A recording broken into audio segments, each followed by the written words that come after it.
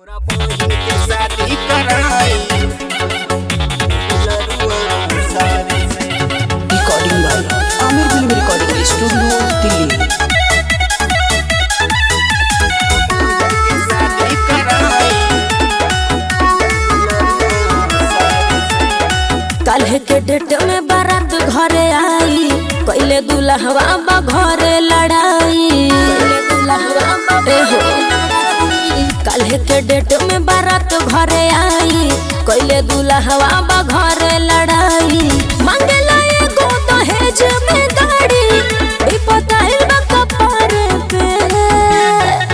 तोरा बहिन के शादी कराई, तोरा बहिन के शादी कराई अपना दुल्हरुआ सारे से। तोरा बहिन के शादी कराई अपना दुल्हरुआ सारे से। ए समझ लू ये का कहत रहा? Recording by Aamir film recording studio Delhi. शादी कराई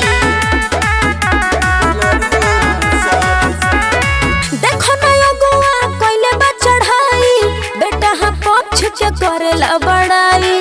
सर हमार हुए थाना के अफसर, एही से दहेज में मांगता नी पैसा। अच्छा देखो नया गोवा कोइले बा चढ़ाई, बेटा हा पक्ष के करेला बड़ाई। सर हमार हुए थाना के अफसर, एही से दहेज में मांगता नी पैसा। घर भर के चिंता भइल बा ऐसन, होखत बियाह कछारे में, कछारे में, कछारे में। तोरा बहिन के शादी कराई, तोरा बहिन के शादी कराई अपना दुल्हरुआ सारे से। तोरा बहिन के शादी कराई अपना दुल्हरुआ सारे से। Recording by Aamir film recording studio Delhi.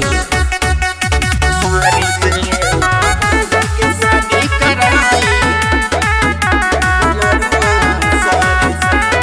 Anis को नौजिया खाला कहे भाव हो, कहतनी आशीष अपने दिलवा के बात हो।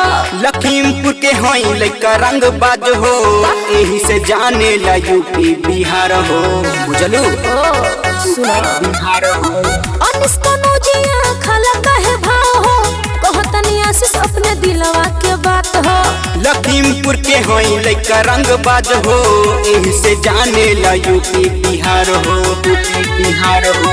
पंकज बलमुआ देखी के पत्र कहे करब न काम उधारे में, उधारे में, उधारे में।